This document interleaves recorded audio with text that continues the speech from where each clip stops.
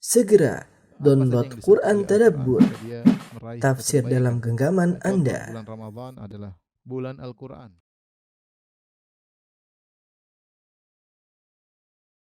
Bismillahirrahmanirrahim. Assalamualaikum warahmatullahi wabarakatuh. This meeting is being recorded. Innal hamdalillah nahmaduhu wa nasta'inuhu wa nastaghfiruhu wa natubu ilaihi wa na'udzu billahi min syururi anfusina wa min sayyiati a'malina. May yahdihillahu fala mudilla lahu wa may yudlil fala hadiyalah. Asyhadu an la ilaha illallah wahdahu la syarikalah wa asyhadu anna Muhammadan abduhu wa rasuluhu la nabiyya ba'dah. Ya ayyuhalladzina amanu taqullaha haqqa tuqatih wa la tamutunna illa wa antum muslimun.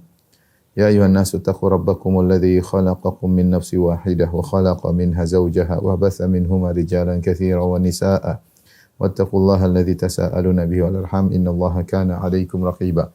Ya ayyuhalladzina amanu taqullaha wa qulu qawlan sadida yuslih lakum a'malakum wa yaghfir lakum dhunubakum wa may yuti'illaha wa rasulahu faqad faza fawzan 'azima. Amma ba'd, fa in asdaqal hadithi kitabullah wa khairal huda huda Muhammadin sallallahu alaihi wasallam. Wa syarrul umuri muhdatsatuha wa kullu muhdatsatin bid'ah wa kullu bid'atin dhalalah wa kullu dhalalatin finnar.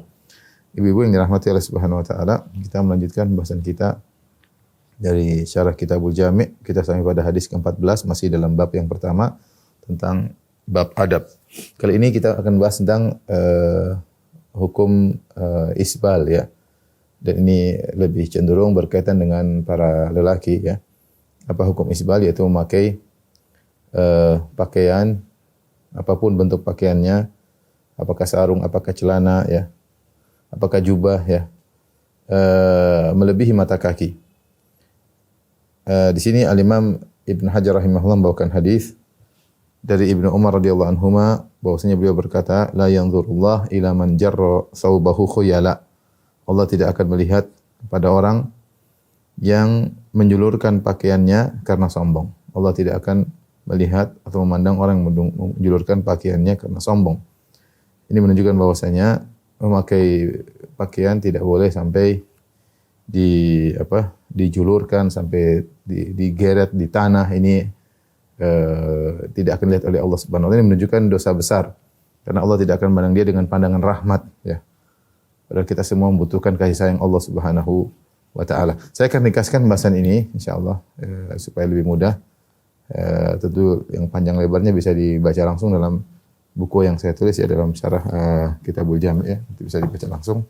Saya hanya sampaikan ringkasannya saja. Hukum isbal.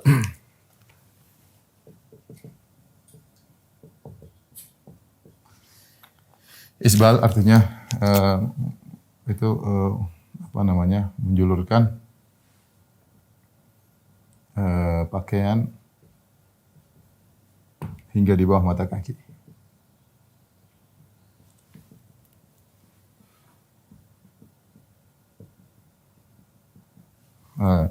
Pakaian di sini ya umum ya, mencakup celana, kemudian izar atau sarung, kemudian thawb, yaitu jubah ya kalau bahasa jubah, atau komis ya kalau bahasa kita, gamis. Ini semua mencakup dalam pembahasan kita. Dan ada hadis-hadis umum seperti hadis kata Rasulullah SAW, ma asfala minal ka'bain fa finnar. Ma asfala minal ka'bain fa finnar. Kata Nabi, apa yang di bawah mata kaki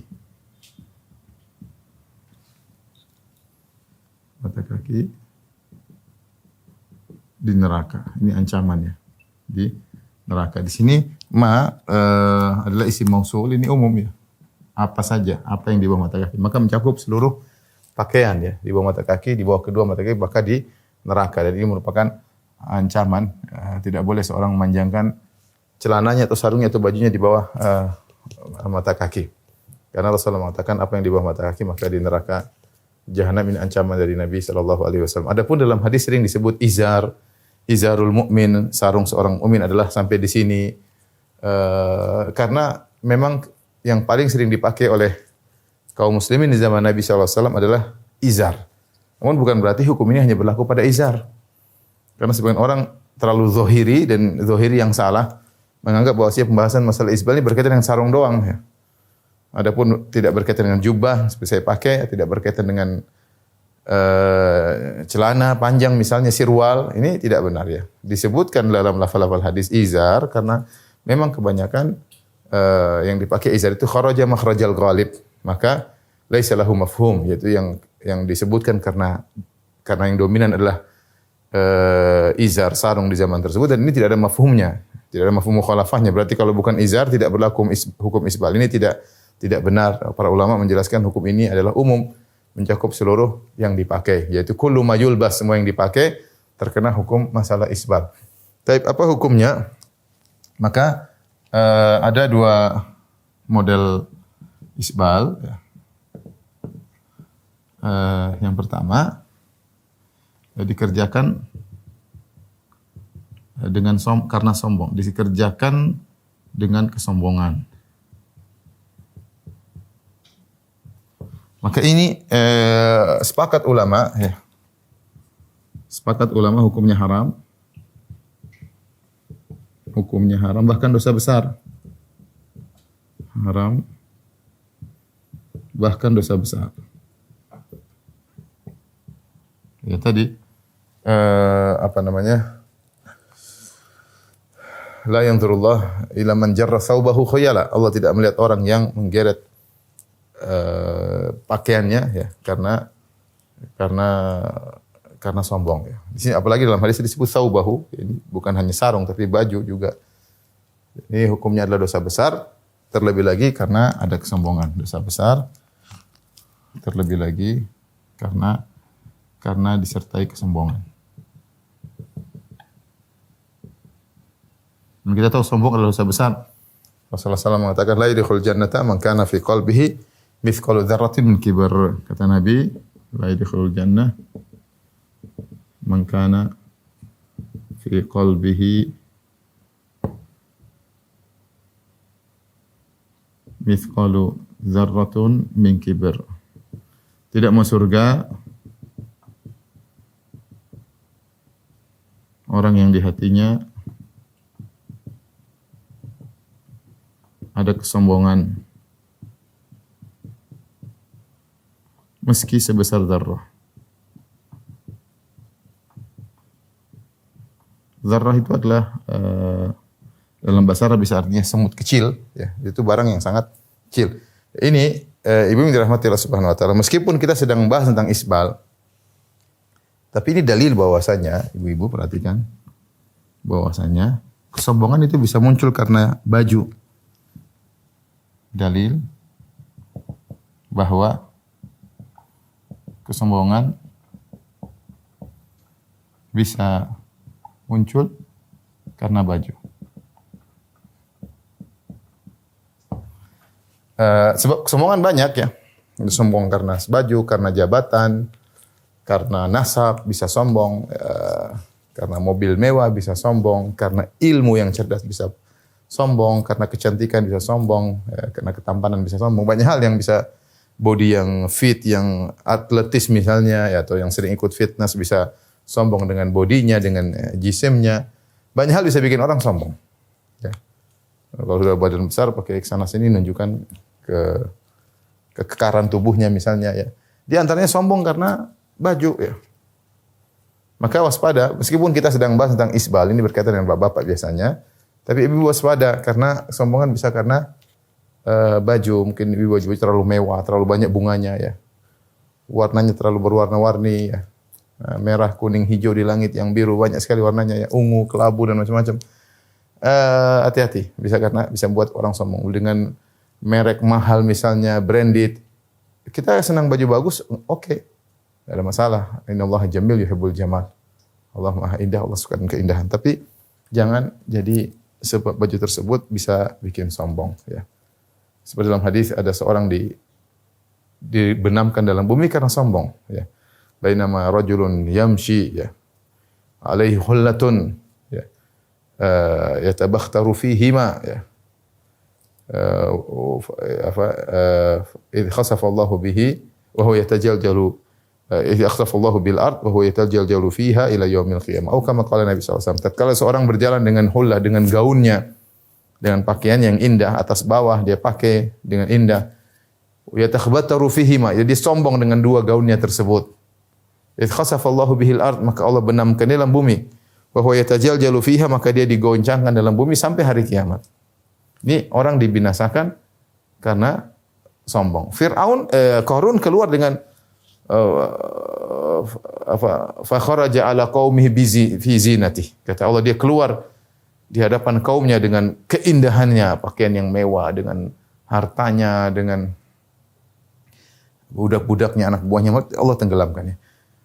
Nah, kalau sombong bisa disebabkan karena baju, apalagi dengan sebab yang lain. Maka waspada ibu-ibu ya yang biasa kadang punya tas branded, hati-hati ya.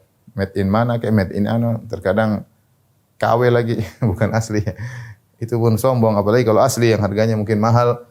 Maka waspada. Ini sekedar satu contoh bahwasanya Allah menghukum atau Allah tidak memandang orang sombong karena dia isbal. Ini bagi laki-laki. Ingat, tidak mau surga orang dalam hatinya ada sombong meskipun hanya sebesar zarah. Zarah itu sesuatu yang sangat kecil. Sedikit pun kalau ada di hati kita tidak masuk surga. Karena yang berhak sombong hanyalah Allah Subhanahu wa taala. Kita ini enggak punya apa-apa, ya. Semua pemberian dari Allah Subhanahu wa taala. Kita ini innalillahi, kita ini semua milik Allah. Kecerdasan yang ada kita miliki dari Allah, kecantikan yang kita miliki dari Allah Subhanahu wa taala, ketampanan yang kita miliki dari Allah, kekayaan, semuanya, kesehatan semua dari Allah. Maka tidak ada yang bisa kita sombongkan. Untuk model pertama dikerjakan dengan kau sombong, maka ini ijma, sepakat, ya sepakat hukumnya adalah haram. Namun jika dikerjakan tanpa sombong, isbal tanpa sombong, tanpa disertai kesombongan, maka ini hukumnya ada khilaf. Khilaf di kalangan para ulama.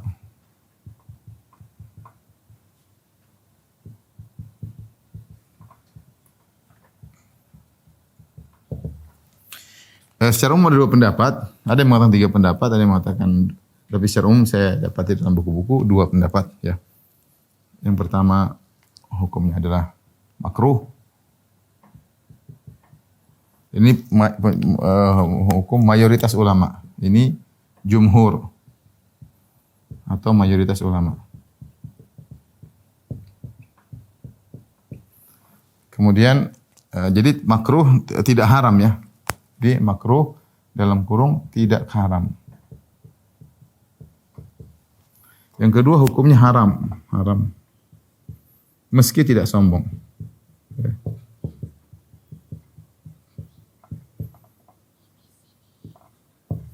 Ini adalah pendapat minoritas ya.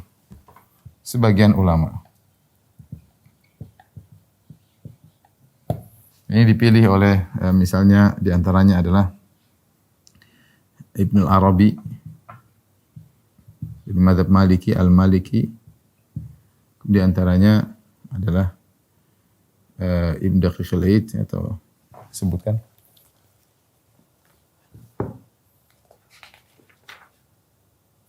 Al-Qadhiyat ya.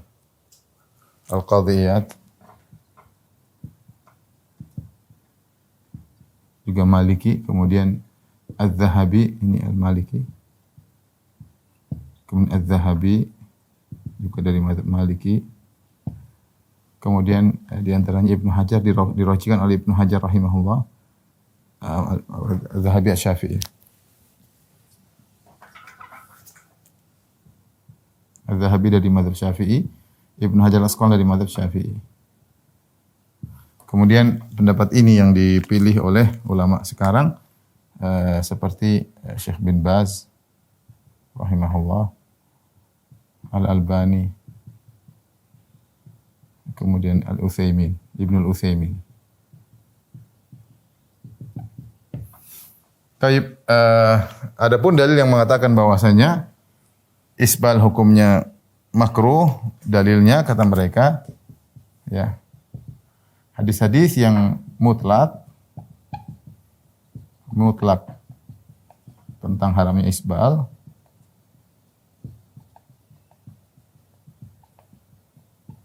dibawakan kepada hadis-hadis yang terperinci muqayyad atau yang rinci bahwa yang diharamkan kalau sombong. Kalau sombong. Jadi dalam usul fikih bahwasanya ada kalau lafal-lafal yang mutlak, ada yang muqayyad, maka yuhmalul mutlak alal muqayyad. Maka hadis-hadis yang seperti ma asfala minal ka'bain fa finnar, yang di bawah mata kaki di neraka, ini umum. Ada hadis innallaha la yanzuru ila man jarra thawbahu khuyala. Allah tidak melihat kepada orang yang menggeret bajunya karena sombong. Ini hadis yang mutlak yang mengatakan isbal haram secara mutlak, sombong tidak sombong, dibawa kepada yang muqayyad. Ini secara pendalilan kuat bahwasanya yang diharamkan hanyalah yang sombong. Tapi kalau kita teliti lagi hadis-hadis tersebut sebagaimana dijelaskan oleh Ibnu Hajar, oleh Ibnu Arabi dan yang lainnya, Syekh Utsaimin yang ulama sekarang, bahwasanya yang lebih kuat adalah isbal haram meski tidak sombong. Haram secara mutlak. Ini pendapat yang lebih, wallahu alam bisawab, ini pendapat yang lebih kuat, ya. Ini pendapat yang lebih kuat, ya. Yang rajih, ya. Lebih kuat. Kenapa? Karena saya kalau tidak salah sebutkan 5 sebab. Kenapa lebih kuat? Karena ada 5 atau 4 sisi pendalilan, ya. 4 sisi pendalilan. Apa 4 sisi pendalilan tersebut, ya? Atau 5 tersebut? Yang pertama, ya.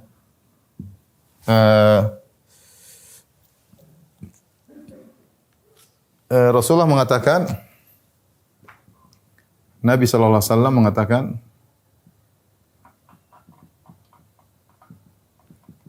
isbal itu sendiri merupakan kesombongan. Merupakan kesombongan. Artinya orang yang melakukan isbal, dia sudah melakukan kesombongan. Karena Rasulullah SAW bersabda, innal isbal minal makhilah, ya. Dalam hadis kata Rasulullah SAW, inna isbal al-izar minal makhilah, ya. Sungguhnya isbal itu adalah dari kesombongan, ya. Menunjukkan bahwasanya isbal itu mau kesombongan, dia merupakan satu kelaziman. Mau dibilang tidak sombong, maka dia bagian daripada kesombongan. Ini juga dijelaskan oleh Ibnu al-Arabi rahimahullahu taala, ya, bahwa dia belum menjelaskan bahwasanya isbal itu sendiri merupakan bagian dari kesombongan. Jadi suatu kelaziman orang isbal yaitu kesombongan, karena isbal itu adalah kesombongan, ya. Sehingga tidak perlu dibilang kalau sombong atau tidak sombong, tidak perlu perincian karena isbal itu sendiri merupakan kesombongan. Yang kedua, Rasulullah SAW ketika menegur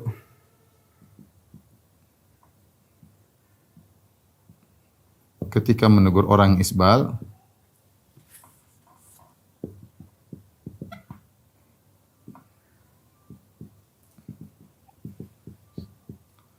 beliau tidak tanya,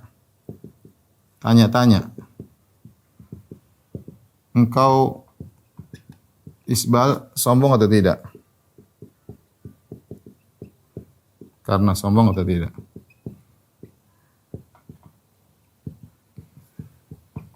Jadi Rasulullah SAW tidak pernah tanya, padahal kita tahu kesombongan itu adalah amalan hati. Seandainya isbal yang haram hanya sombong, Rasulullah SAW mengatakan, kamu sombong atau tidak? Kalau enggak sombong, ya sudah enggak apa-apa. Kalau sombong, angkat. Rasulullah SAW tegur sahabat-sahabat mulia, bahkan Ibnu Umar radhiyallahu taala anhu, ya. Rasulullah kemudian menegur, ya. Kata Rasulullah, irfa izarak wattaqillah. Angkatlah sarungmu dan bertakwalah kepada Allah. Rasulullah tegur siapa aja yang ada isbal, Rasulullah suruh angkat. Rasulullah bilang, kamu sombong atau tidak? Kalau sombong, angkat. Kalau enggak apa-apa. Ini, dan Rasulullah tidak tahu isi hati manusia. Ketika Rasulullah SAW menegur secara mutlak, siapapun yang isbal Rasulullah tegur, menunjukkan isbal itu haram, meskipun tidak disertai dengan kesombongan, ya. Apalagi dalam hadis ada seorang yang dia isbal, Rasulullah dari jauh ada seorang yajurru izarahu. Rasulullah lihat seorang sarungnya sampai ke bawah, sampai digeret di tanah. Maka fa asra ilaihi, Rasulullah SAW pun berlari menuju orang tersebut. Kemudian atau berlari dari kecil, kata Rasulullah SAW, irfa izarak wattaqillah, angkatlah izarmu dan bertakwalah kepada Allah. Maka orang ini mengatakan, inni ahnaf tastaliku rukbataya. "Ya Rasulullah, aku ini kakiku ahnaf, itu cacat, kakiku ahnaf itu miring begini atau miring begini, saya agak lupa, entah kedua kaki O atau kaki X. Ya, sehingga dia malu kalau kakinya kelihatan ketika berjalan, ya. Maka dia sengaja menjulurkan sarungnya bukan karena sombong, tapi untuk menutup cacat yang ada pada tubuhnya. Tapi Rasulullah SAW tetap suruh angkat. Kata Rasulullah SAW, "Irfa izarak fa inna kulla khalqillahi hasan." Angkat sarungmu, semua ciptaan Allah baik. Angkat. Padahal jelas-jelas orang ini nutup sarungnya bukan karena sombong, tapi karena untuk menutupi sedikit cacat yang ada pada kakinya. Dan ini menunjukkan bahwasanya Rasulullah SAW ketika negur tidak tanya-tanya sombong atau tidak. Rasulullah sama ratakan. Dan para sahabat tentu ditegur, kebanyakan sahabat tidak sombong. Dan sahabat tidak sombong, disuruh angkat. Kemudian di antara juga Rasulullah menegur Ibnu Umar misalnya. Kata Ibnu Umar, aku melewati Rasulullah SAW wa fi izari istirkha, dan sarungku agak turun. Maka Rasulullah SAW berkata, "Ya Abdullah, irfa'ar izarak." Wahai Ibnu Umar, angkat sarungmu. Farafa'tuhu. Apakah Ibnu Umar sombong ketika isbal? Tentu tidak. Ini sahabat Ibnu Umar, tidak sombong. Tapi Rasulullah angkat, kata Rasulullah SAW. Aku angkat, kata Rasulullah SAW. Zid, angkat lagi. Kata Ibnu Umar, "Fama ziltu ataharraha ba'du." Setelah itu aku selalu ngangkat sarungku setelah itu. Ya, Ibnu Umar tentu melakukannya bukan karena sombong. Di antara kisah yang menakjubkan kisah Umar bin Khattab radhiyallahu anhu. Umar bin Khattab radhiyallahu anhu ketika ditikam oleh Abu Lu'lu' al-Majusi dengan 3 tikaman, sehingga setiap apa yang dia makan kemudian keluar dari ususnya dan dia merasa dia akan meninggal dunia, maka orang-orang berdatangan. Dia tergeletak di atas pembaringan, orang-orang berdatangan, dan antara ada yang memuji Umar bin Khattab radhiyallahu anhu. Ada seorang pemuda memuji Umar. Setelah dia pergi, kata Umar, panggil orang tersebut. Panggil anak muda tersebut. Anak muda tersebut balik. Ternyata Umar lihat bajunya di bawah mata kaki. Umar dalam kondisi akan meninggal dunia, dia masih tetap bernahi mungkar. Dia berkata, "Irfa' thawbak." Angkat bajumu. Fa innahu anqali thawbik wa atqali rabbik. Karena kau angkat bajumu, lebih bersih untuk bajumu dan lebih bertakwa kepada Rabbmu. Jadi Umar semangat meskipun akan meninggal dunia. Artinya ya dia tidak bilang, "Kamu sombong atau tidak?" Kalau sombong, angkat. Kalau enggak sombong enggak apa? Enggak. Tidak diperinci, langsung disuruh. Ini menunjukkan bahwasanya larangan isbal mutlak. Yang ketiga di antara dalil yang termasuk sangat kuat adalah Ummu Salamah radhiyallahu anha, istri Nabi sallallahu alaihi wasallam, memahami hadis dengan mutlak. Hadis dengan mutlak. Jadi ketika Ummu Salamah radhiyallahu anhu mendengar hadis Nabi, "Man jarra thawbahu," siapa yang menjulurkan bajunya di bawah mata kaki karena sombong, maka Allah tidak akan melihatnya pada hari kiamat kelak, atau Allah tidak akan melihatnya. Maka Ummu Salamah berkata, "Ya Rasulullah, kami minta izin." Ya, Ummu Salamah menganggap larangan ini mutlak, bahkan mencakup wanita, ya, bahkan mencakup wanita.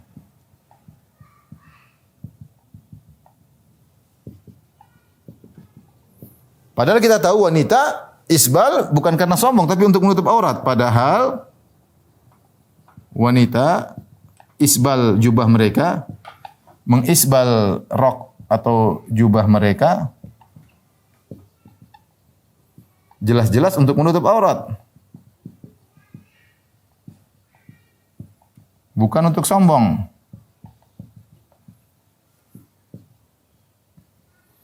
Tetapi Ummu Salamah memahami hadis tersebut umum, bahkan mencakup wanita. Maka dia minta izin.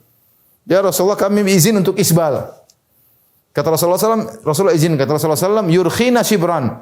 Kata Rasulullah SAW, biarkan rok mereka sejengkal di bawah mata kaki. Tidak apa-apa, isbal tidak apa, tapi sejengkal di bawah mata kaki.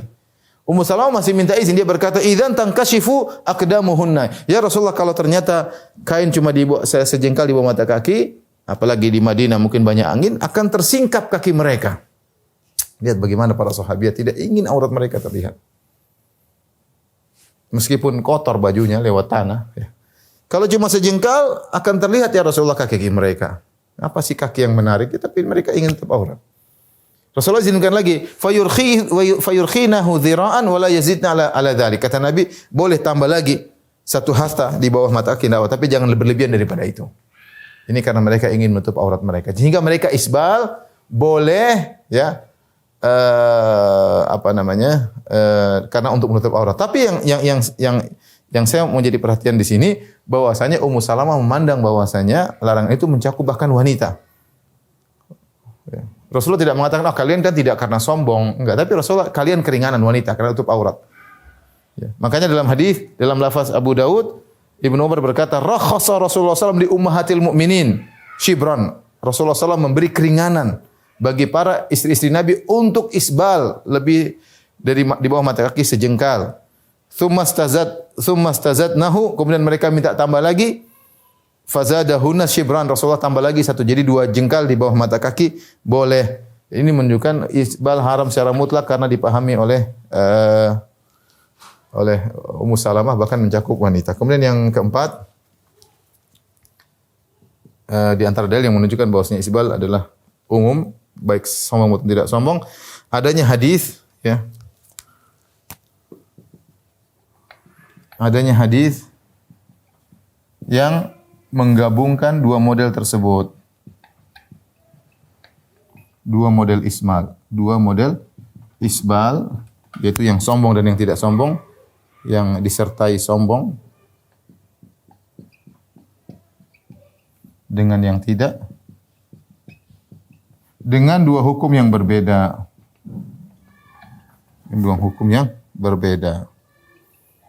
Saya bacakan hadisnya dari Abu Sa'id Al-Khudri radhiyallahu anhu. Ini hadis riwayat Abu Daud dan disahihkan oleh Nawawi dan Syekh Al-Albani dan Syu'aib Al-Arnaud. Kata Rasulullah sallallahu alaihi wasallam, izarul muslim ila nisfis saq. Sungguhnya sarung seorang muslim sampai di tengah betis. Wala haraj aw la junah fi ma bainahu wa bainal ka'bain. Tidak jadi masalah di bawahnya, yang penting tidak di bawah mata kaki. Selama masih di atas mata kaki atau di pas mata kaki tidak jadi masalah. Ya. Fama kana asfala minal ka'bain, perhatikan kata Nabi. Maka apa yang di bawah mata kaki fahuwa finnar, maka di bawah mata kaki itu di neraka. Man jarra izarahu bataran lam yanzurillahu ilaih. Siapa yang menggeret sarungnya karena sombong, Allah tidak melihat kepadanya. Di sini Nabi menggabungkan 2 lafaz langsung. Ya, Rasulullah SAW bersabda, fama kana asfala minal ka'bain fafinnar. Kemudian Nabi SAW menyebutkan man jarra thawbahu jarra izarahu bataran lam yanzurillah ilaih. Nabi mengatakan apa yang di bawah, ini model pertama tanpa sombong. Apa yang di bawah mata kaki di neraka. Ini model pertama. Model kedua tanpa sombong. Maka hukumannya di neraka. Yang kedua, barang siapa yang barang siapa yang menggeret izarnya karena sombong, maka Allah tidak melihatnya. Ini model pertama, karena sombong. Ternyata Rasulullah menggabungkan 2 model tersebut dalam satu redaksi hadis dengan 2 hukum yang berbeda. Fafinnar itu berarti lebih ringan daripada Allah tidak memandang dengan rahmat secara keseluruhan, karena fafinnar Rasulullah berbicara tentang tentang di bawah mata kaki saja. Adapun kalau yang kedua, Allah tidak melihatnya pada hari Allah tidak melihatnya dengan pandangan rahmat, ya. Ini lebih keras. Oleh karenanya ini semua menunjukkan bahwasanya isbal yang lebih kuat pendapatnya adalah haram secara mutlak. Tapi tentunya seperti saya katakan tadi, ini masalah khilafiyah, maka seorang tidak usah ribut, kemudian apalagi dikaitkan masalah manhaj, apalagi dikaitkan masalah akidah, tentu tidak demikian. Ini masalah khilafiyah. Di sana ada ulama yang berpendapat yang sombong hanyalah yang haram hanyalah yang sombong, kalau tidak sombong masalah makruh. Tapi kita berbicara yang lebih kuat adalah pendapat yang dikuatkan oleh para ulama bahwasanya isbal haram secara mutlak. Hikmah diharamkan isbal secara mutlak.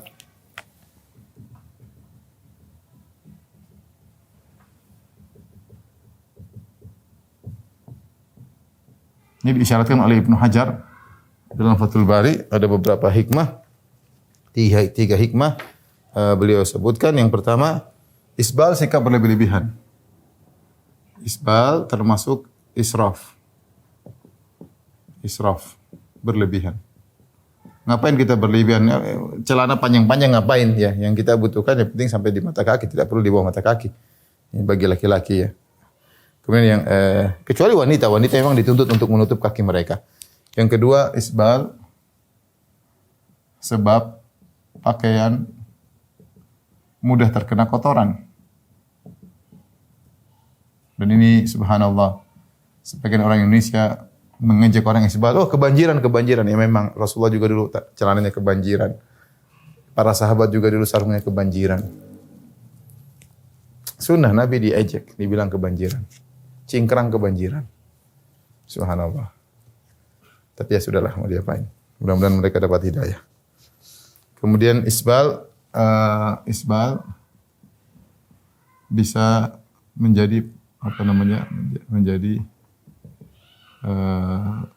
penarik perhatian ya. Apalagi jika dijulur. Jika digeret di tanah. Rasulullah SAW melarang kita memakai pakaian yang menarik perhatian, pakaian syuhrah, ya, sebab syuhrah, pakaian apa? Libasus syuhrah.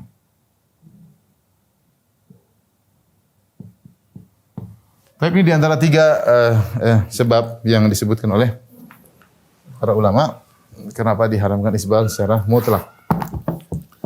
Taib, adapun yang dijadikan dalil oleh sebagian ulama bahwasanya isbal diharamkan kalau hanya sombong, kalau tidak sombong tidak mengapa. Mereka berdalil dengan kisah Abu Bakar As-Siddiq radhiyallahu anhu di mana Abu Bakar mengatakan ya ketika Abu Bakar mendengar hadis Nabi man jarra thawbahu khuyala lam yunzirillahu ila yaumil qiyamah. Siapa yang menggeret bajunya karena sombong, Allah tidak akan melihatnya pada hari kiamat kelak. Abu Bakar berkata, "Ya Rasulullah, inna ahada shiqqai izari yastarkhi ila an ata'ahda dzalika minhu." Sungguhnya Rasulullah, salah satu sisi daripada sarungku sering turun di bawah mata kaki. Kecuali kalau aku perhatikan atau aku linting lagi di atasnya, aku perhatikan, maka tidak. Tapi kalau aku enggak perhatikan, maka akan turun. Rasulullah berkata, "Lasta mimman yasna'u khuyala." Engkau melakukannya bukan karena sombong. Kata mereka, ini dalil bahwasanya mafhum mukhalafahnya berarti kalau tidak sombong tidak jadi masalah, sebagaimana Abu Bakar radhiyallahu anhu ketika isbal tidak jadi masalah. Namun dikritiki juga oleh para ulama. Ibnu Hajar juga menjelaskan bahwasanya Abu Bakar radhiyallahu anhu ketika sarungnya menjulur ke bawah itu bukan karena dia sengaja, tapi tidak sengaja. Makanya dalam sebagian riwayat mengatakan inna izari yastarkhi ahyanan, kadang-kadang sarungku melorot. Kadang-kadang melorot. Karena beliau orangnya kurus ya. Dan tidak sengaja. Bahkan Rasulullah SAW pernah isbal. Rasulullah SAW sebagaimana hadis Abu Bakar, khasafatis syamsu wa nahnu 'inda Nabi sallallahu alaihi wasallam faqama yajuru thawbahu musta'jilan hatta atal masjid. Ketika terjadi gerhana matahari, kami sedang bersama Nabi sallallahu alaihi wasallam, maka Nabi kaget, Nabi keluar sambil menggeret bajunya isbal karena buru-buru sampai dia datang sampai tiba di masjid. Ini kalau tidak sengaja. Abu Bakar tidak sengaja ya. Makanya setelah itu beliau selalu jaga. Bukan isbal permanen ya. Ini Abu Bakar bukan isbal permanen, tapi beliau angkat lagi sarungnya dan Rasulullah telah mengatakan kau tidak sombong. Rasulullah mengatakan kau tidak sombong. Nah, kalau kita wallahu alam ya, sombong atau tidak ya. Sebagian orang isbalnya permanen misalnya. Seakan-akan dia berkata kalau saya tidak sombong ya. Tapi intinya dalil bahwasanya seorang berusaha untuk bertakwa kepada Allah, alhamdulillah kalau dia tidak isbal, argo pahala mengalir, celananya sesuai dengan sunnah, jubahnya sesuai dengan sunnah, sarungnya sesuai dengan sunnah, angkat di atas mata kaki, apa susahnya? Apa susahnya? Lebih bersih, ya. Tidak perlu digulur-gulurkan, dijulur-julurkan, ya. Tidak perlu, ya. Dan kita dapati sebagian mode sekarang celana-celana. Saya bahkan ke luar negeri, bahkan waktu saya ke Sydney beberapa tahun lalu, saya sudah lihat anak-anak muda udah celananya di atas mata kaki, ya, di atas mata kaki. Ya. Jadi maksud saya, seorang berusaha menjalankan sunnah, meskipun mungkin ada yang mengejek, karena ketidaktahuan, dibilang cingkrang, dibilang kebanjiran, biarin aja. Mereka tidak ngerti. Kita ingin pahala mengalir kepada kita selalu karena kita berpakaian sesuai dengan yang dianjurkan oleh Nabi Shallallahu Alaihi Wasallam. Jadi banyak dosa dengan kita melakukan sunnah-sunnah, mudah-mudahan pahala-pahala tersebut bisa menggugurkan dosa-dosa yang kita lakukan. Tapi ini ibu-ibu yang dirahmati Allah Subhanahu Wa Taala, pembahasan pertama tentang isbal. Semoga meskipun ini khusus bagi laki-laki, tapi mudah-mudahan menjadi tambahan wawasan bagi ibu-ibu. Bagaimana perhatian para sahabiat ingin menutup aurat mereka, tidak terlihat, bahkan kaki mereka tidak ingin dilihat. Dan juga waspada ibu-ibu kalau memakai baju, jangan baju yang menimbulkan kesombongan. Rasulullah mengatakan man yalbas libas syuhrah di dunia albasahullahu yaumal qiyamah libasal madzalla, atau kama qala Nabi sallallahu alaihi wasallam. Siapa yang pakai baju ketenaran di dunia, maka Allah akan membuat dia memakai pakaian kehinaan pada hari kiamat kelak. Jangan sampai seorang memakai baju terlalu mewah, terlalu mahal, ya, sehingga menarik perhatian dan bisa jadi terjerumus dalam kesombongan. Hati-hati dengan yang branded itu, khawatirnya memupuk titik-titik kesombongan dalam hati kita, ya. Kita senang kalau anti bisa menjaga hati karena ada barang yang anti sukai meskipun mahal, insya Allah nggak jadi masalah, ya. Penting anti tidak sombong dan sudah menjalankan kewajiban-kewajiban zakat, sedekah dan yang lainnya, ya. Tapi lebih hati-hati seorang meninggalkan sebab-sebab yang bisa menimbulkan kesombongan, karena kesombongan adalah perkara yang sangat rawan, ya, dan berbahaya. Tapi kita masuk ke hadis ke-15, ya. Adab makan, yaitu makan dan minum dengan tangan kanan. Wa anhu, dari Ibnu Umar radhiyallahu anhu, anna Rasulullah sallallahu alaihi wasallam qala, Rasulullah sallallahu bersabda, "Idza akala ahadukum falyakul bi yaminihi." Jika seorang makan, maka hendaknya makan dengan tangan kanannya. Wa idza syariba falyashrab bi yaminihi. Kalau dia minum, maka hendaknya minum dengan tangan kiri, minum dengan tangan kanannya. Fa inna syaitana ya'kulu bi shimalihi wa yashrabu bi syamil. Karena syaitan makan dengan tangan kiri dan minum dengan tangan kiri. Akhrajahu Muslim. Hadis riwayat Muslim. Ini hadis menjelaskan tentang adab makan dan minum, hendaknya makan dengan tangan kanan, minum dengan tangan kanan. Bahkan Rasulullah mengatakan jangan makan dengan tangan kiri. Kenapa? Karena syaitan makan dengan tangan kiri. Syaitan minum dengan tangan kiri. Ada yang bertanya, "Ustaz, syaitan kok makan dan minum tangan kiri?" Hobinya begitu, mau diapain? Ya hobinya begitu. Ada orang hobinya begini, mau diapain? Sama kecoa hobinya ke WC, ke toilet, ya kena hobinya begitu. Kita mau larang. Ya sudah, itu hobinya begitu. Setan juga begitu hobinya. Hobinya makan pakai tangan kiri, minum tangan kiri, kadang sendal pakai sendal satu doang, ya. Dan setan makan dan minum. Setan makan dan minum, ya. Oleh karenanya Rasulullah SAW dalam sebagian hadis menyebutkan tentang asar dampak dari makan dan minumnya setan. Seperti Rasulullah SAW mengatakan setan buang air kecil. Kata Rasulullah SAW, "Ma zala na'iman hatta asbah." Si fulan senantiasa tidur sampai pagi hari. Maqama ila salat, dia tidak bangun untuk salat. Terlambat salat. Faqala balas syaitanu fi udhunih. Syaitan kencing di telinganya. Ya enggak ada air sih, cuma ya begitu. Dia kencingnya ke arah ke telinga. Tidak ada air yang mengalir, itu kencing manusia. Kalau syaitan dia punya kencing khusus yang dia kencingkan telinga sehingga orang tidur tidak dengar, ya. Orang tidur tidak dengar. Dalam hadis juga kata Rasulullah SAW, "Idza nudiya lis-salati adbaru syaitan wa lahu durat." Kalau dikumandangkan azan maka syaitan kabur dan dia kentut, dia terkentut. Berarti dia ada metabolisme sistem syaitan, ya. Dia makan ada kentutnya, dia makan juga ada buang air kecilnya. Maka kita yakin syaitan makan dan minum, dia karena dampaknya sampai Rasulullah sebutkan dia buang angin dan dia juga buang air. Dan kita dilarang untuk mengikuti syaitan. Kata Allah Subhanahu wa taala, "Ya ayyuhalladzina amanu la tattabi'u khutuwati syaitan." Wahai orang yang beriman, jangan ikuti langkah-langkah syaitan. Jadi ini yang pertama, yang benar bahwasanya makan dengan tangan kanan dan minum dengan tangan kanan hukumnya wajib. Barang siapa sengaja makan dengan tangan kiri, minum dengan tangan kiri, maka ada khilaf di kalangan para ulama, ada yang mengatakan makruh, ada yang mengatakan haram. Saya lebih condong pendapat bahwasanya makan dengan tangan kiri, minum dengan tangan kiri hukumnya haram, kecuali bagi yang tidak mampu. Ada dulu teman saya tangan kanannya cacat atau sulit, tidak bisa, dia makan dengan tangan kiri, minum dengan tangan kiri, ya, karena tangannya tidak bisa dia gerakkan, ya. Nah, itu berhalangan, dan cerita itu berhalangan. Tapi kalau orang tidak punya halangan, maka hendaknya dia makan dengan tangan kanan, minum dengan tangan kanan. Di antara dalilnya untuk menyelisih syaitan.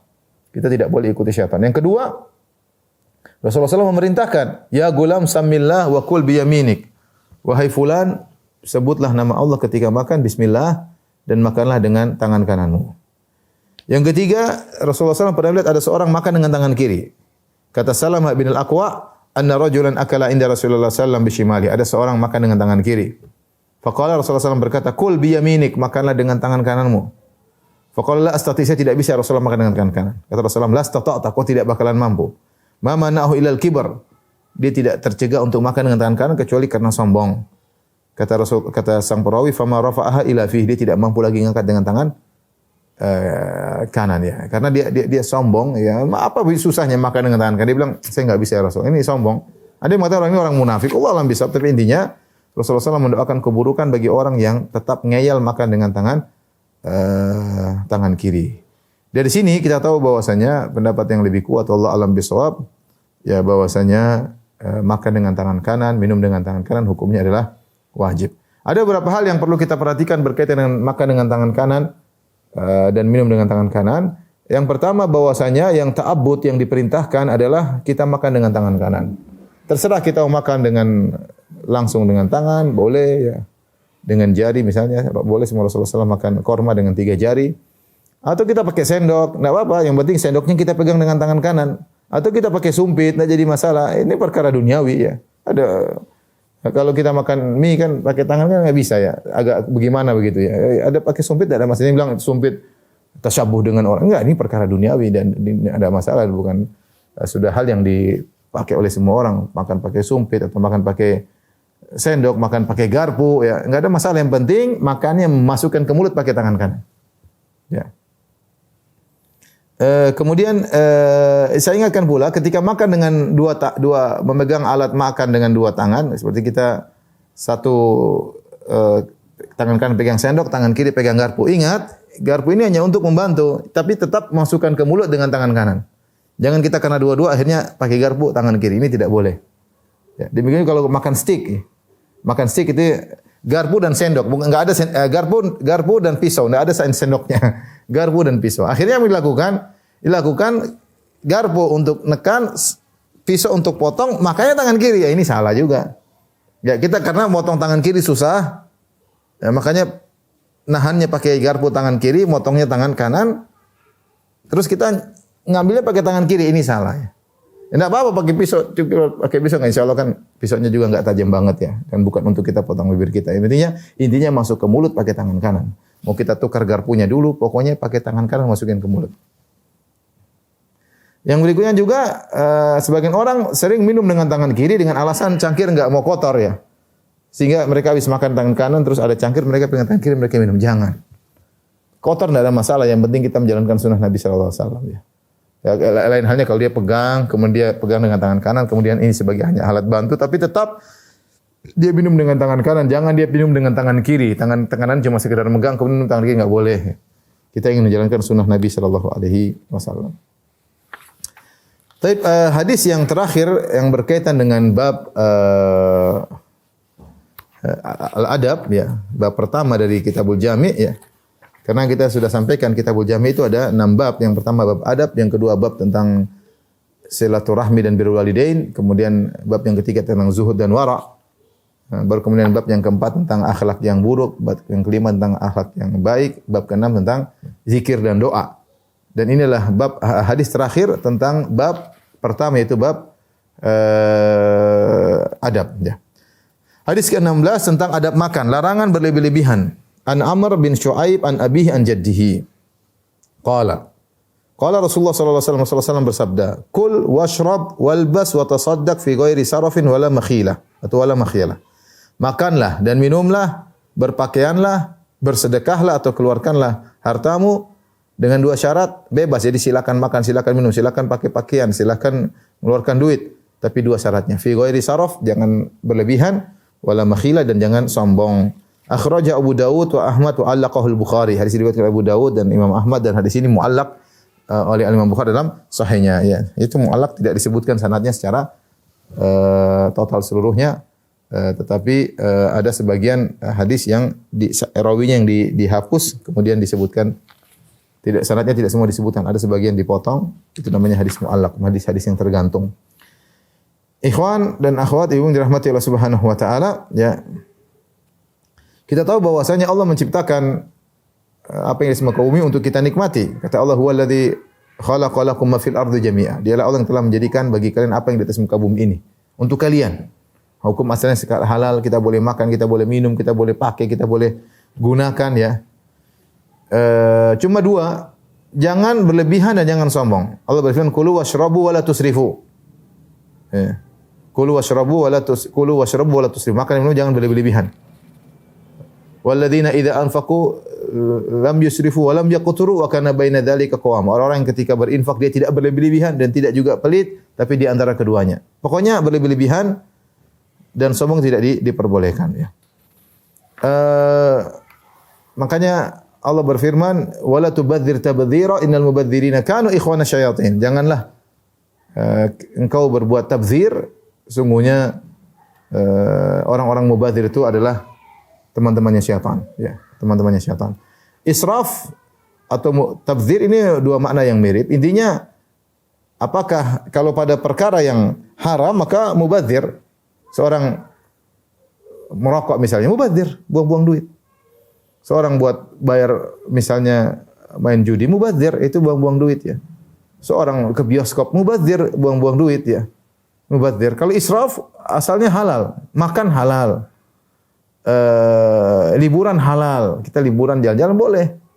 Tapi berlebihan. Makan yang sangat mahal misalnya. Beli tas, beli baju boleh, tapi jangan berlebihan. Israf. Kalau orang beli baju sampai harganya 100 juta ya israf, berlebihan. Orang beli tas sampai harganya 100-200 juta, berlebihan. Berlebihan. Saya selalu sampaikan, dulu ada seorang wanita, zaman dulu ya, berapa tahun lalu, mungkin 10 tahun lalu, atau berapa tahun lalu, ada ibu-ibu yang nanya, "Ustaz, saya sudah sedekah sini, saya sudah sedekah sana, sedekah sini, saya sudah bayar zakat, boleh enggak saya beli tas harganya 600 juta? Saya bilang, Masya Allah. Pertama kali saya kaget, ada orang tanya harga tas 600 juta. Ternyata ketika sempat kita pergi ke Eropa, ada harga ternyata sampai miliar-miliar. Ya Allah ya Rabbi, tas miliaran buat apa? Siapa yang jamin anti kalau pakai tas mahal itu bisa tidak sombong? Susah ya.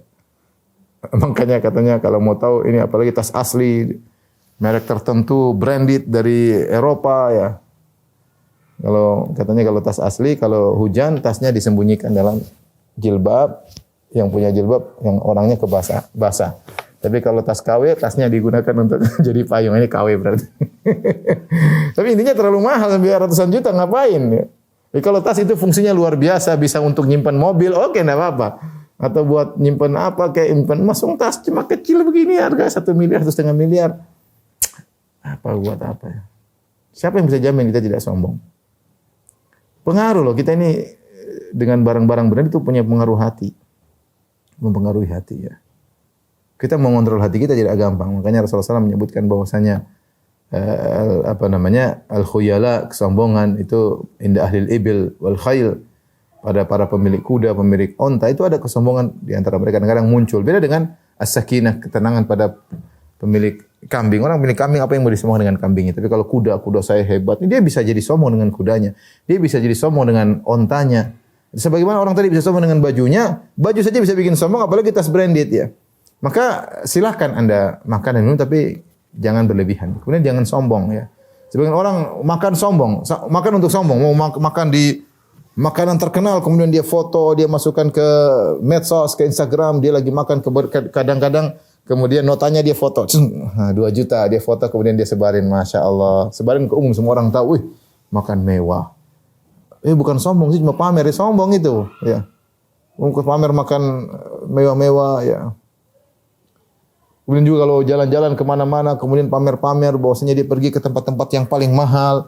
Hati-hati ya, silakan jalan-jalan boleh, makan boleh, minum boleh, tapi tidak usah sombong dan tidak usah berlebih-lebihan. Demikian Ibu yang dirahmati Allah Subhanahu wa taala, kajian kita insyaallah kita lanjutkan bulan depan. Kurang lebihnya saya mohon maaf. Wabillahi taufiq wal hidayah. Assalamualaikum warahmatullahi wabarakatuh.